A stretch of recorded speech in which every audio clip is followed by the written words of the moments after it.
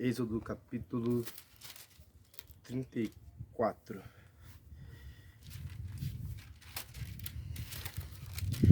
E Yahvé disse a Moisés: Lavra 2 tábuas de pedra, semelhante às primeiras, e eu escreverei sobre as tábuas as mesmas palavras que estavam nas primeiras tábuas, que quebraste. Fica preparado de manhã, de madrugada subirás à montanha do Sinai, e lá me esperarás, no cimo da montanha. Ninguém subirá contigo, e não se verá ninguém em toda a montanha, nem as ovelhas ou bois pastarão diante da montanha. Moisés lavrou 2 tábuas de pedra, como as primeiras. Levantou-se de madrugada e subiu a montanha do Sinai, como Yahvé lhe havia ordenado, e levou nas mãos as 2 tábuas de pedra. Yahvé desceu em uma nuvem, e ali esteve junto dele. Ele invocou o nome de Yahvé.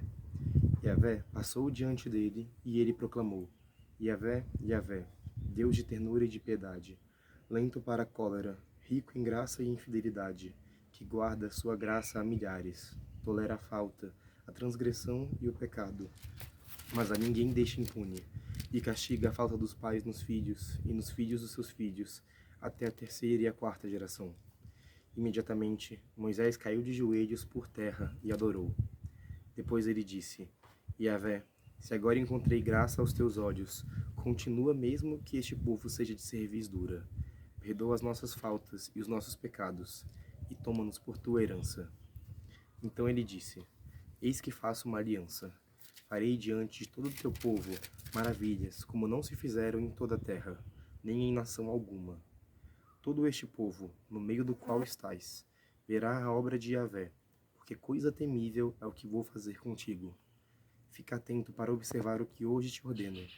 Expulsarei de diante de ti os amorreus, os cananeus, os heteus, os ferezeus, os heveus e os jebuseus. Abstém-se de fazer aliança com os moradores da terra para onde vais, para que não te sejam uma cilada. Ao contrário, derrubareis os seus altares, quebrareis as suas colunas e os seus postes sagrados. Não adorarás outro Deus, pois Yahvé tem por nome zeloso, é um Deus zeloso. Não faças aliança com os moradores da terra. Não suceda que, em se prostituindo com os deuses deles e lhe sacrificando, alguém te convide e coma dos seus sacrifícios. E tomes mulheres das suas filhas para os teus filhos, e as suas filhas, prostituindo-se com seus deuses, façam com que também os seus filhos se prostituam com os seus deuses. Não farás para ti deuses de metal fundido. Guardarás a festa dos ázimos. Durante 7 dias comerás ázimo, como te ordenei, no tempo fixado no mês de Abibe, porque foi no mês de Abibe que saíste do Egito. Todo o que sair por primeiro do seio materno é meu, todo macho, todo primogênito das tuas ovelhas e do teu gado. O jumento, porém, que sair por primeiro do seio materno, tu o resgatarás com um cordeiro. Se não o resgatares, quebrar-lhe-ás a nuca. Resgatarás todos os primogênitos dos teus filhos. Não comparecerás diante de mim de mãos vazias. 6 dias trabalharás, mas no 7º descansarás, quer na aradura, quer na colheita. Guardarás a festa das semanas, as primícias da colheita do trigo, e a festa da colheita na passagem do ano. 3 vezes por ano todo o homem do teu meio aparecerá perante o Senhor Yahvé, Deus de Israel. Porque expulsarei as nações de diante de ti, e alargarei o teu território, ninguém cobiçará a tua terra, quando subires para comparecer na presença de Yahvé teu Deus, 3 vezes por ano. Não oferecerás o sangue do meu sacrifício com pão levedado. Não ficará a vítima da festa da Páscoa da noite para amanhã. Trarás o melhor das primícias para a casa de Yahvé teu Deus. Não cozerás o cabrito no leite da sua própria mãe. Disse ainda Yahvé a Moisés: Escreve essas palavras, porque segundo o teor dessas palavras fiz aliança contigo e com Israel. Moisés esteve ali com Yahvé 40 dias e 40 noites, sem comer pão nem beber água. Ele escreveu nas tábuas as palavras da aliança, as 10 palavras. Quando Moisés desceu da montanha do Sinai, trazendo nas mãos as 2 tábuas do testemunho, sim, quando desceu da montanha, não sabia que a pele de seu rosto resplandecia, porque havia falado com ele. Olhando a Arão e todos os israelitas para Moisés, eis que a pele de seu rosto resplandecia, e tinham medo de aproximar-se dele. Moisés, porém, os chamou. Arão e os chefes da comunidade foram até ele, e Moisés lhes falou. Depois aproximaram-se todos os israelitas e ordenou-lhes tudo o que Yahvé havia dito sobre a montanha do Sinai. Quando Moisés terminou de lhes falar, colocou um véu sobre a face. Quando Moisés entrava diante de Yahvé para falar com ele, retirava o véu, até o momento de sair. Ao sair, dizia aos israelitas o que lhe havia sido ordenado.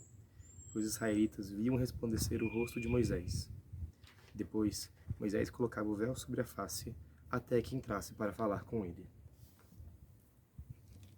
Ai, ai. Bem, um ambiente um pouco diferente hoje. O dia estava muito bonito para não ficar aqui fora. E nesse capítulo, então, a gente tem um resgate, quase um resumo, na verdade, de todo o Êxodo. Deus aqui chama Moisés, então, depois do evento dos capítulos anteriores, né, da digressão do povo. E ele resgata agora quase com novos 10 mandamentos, assim, que ele fala assim, as 10 palavras. E aqui ele lista outras 10 palavras que não são os 10 mandamentos. Isso é interessante, porque quando a gente fala do decálogo, né, tipo, não se tem certeza de qual dos dois tá falando exatamente, porque começa lá no primeiro momento de Moisés com Abraão, de Moisés com Deus, e aqui em outro. E sim, muitas coisas nesse capítulo resgatam mais uma vez, né, gente, que o Êxodo não foi um livro escrito de uma vez. Então tem muita coisa aqui que é muito repetitiva, tem muita coisa aqui que a gente já ouviu várias vezes, mas isso aqui são escritos de tradições diferentes, em momentos diferentes da história, mas que foram compilados em um livro só porque estão falando da mesma coisa, mesmo sendo repetitivo. Tá, então vamos lá. De importantes aqui, eu não tá na ordem do capítulo, mas tá na ordem que eu fui comentando.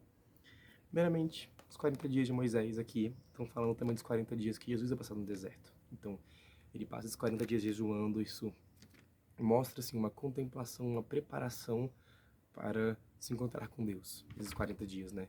Então, Moisés está ali pagando os pecados do povo também, de certa forma, mas esperando para receber essa presença de Deus e descer com a lei de volta para o povo de Israel e ficar 40 dias. Jesus, antes de começar seu ministério público, também faz 40 dias no deserto. E a gente, todo ano, antes da Páscoa, fica 40 dias também no nosso deserto, que é a Quaresma.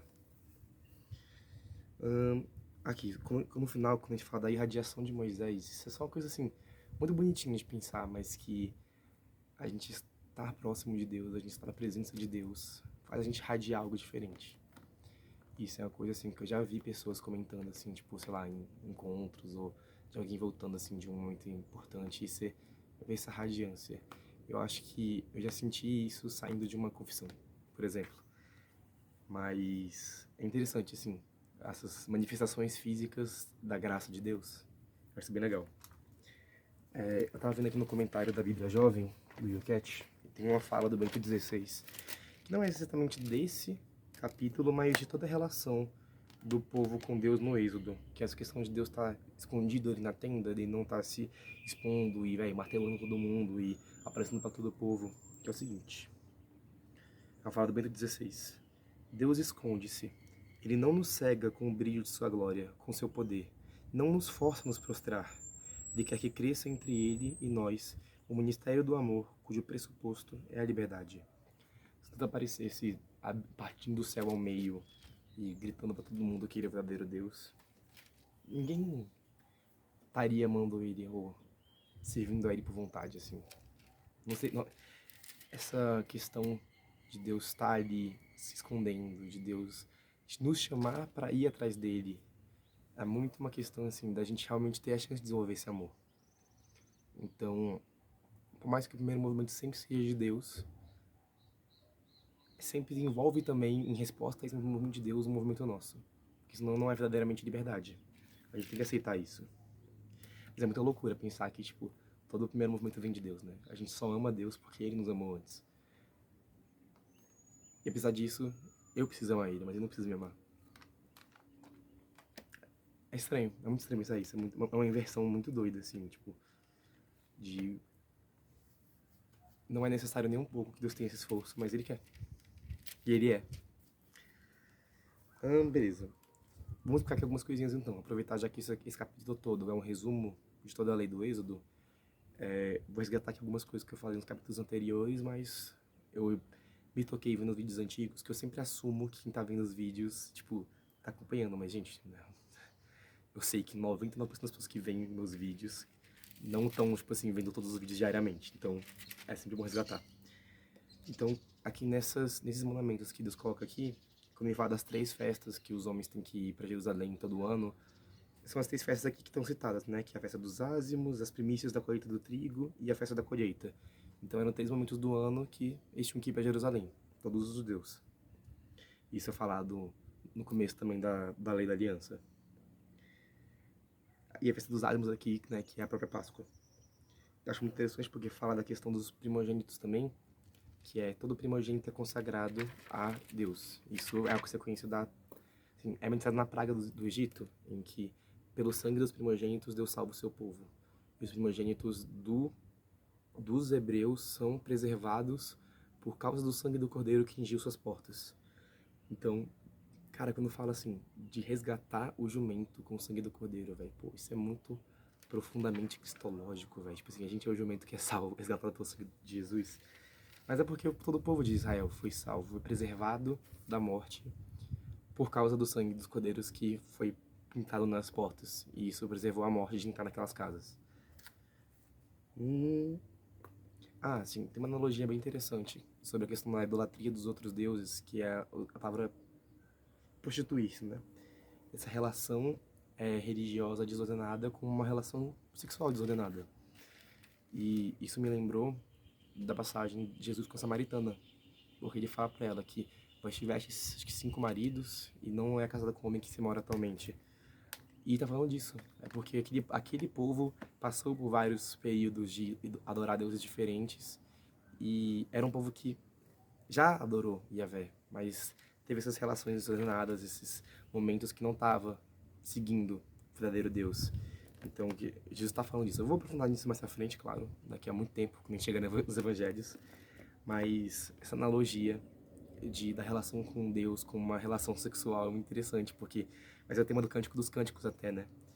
E até quando a gente fala das núpcias do Cordeiro lá no Apocalipse, assim, isso vai permeando. É uma analogia muito bacana que ele vai aprofundar bastante ainda. E sim, é a última coisa que eu queria falar. Deixa eu só achar aqui certinho qual que é o versículo.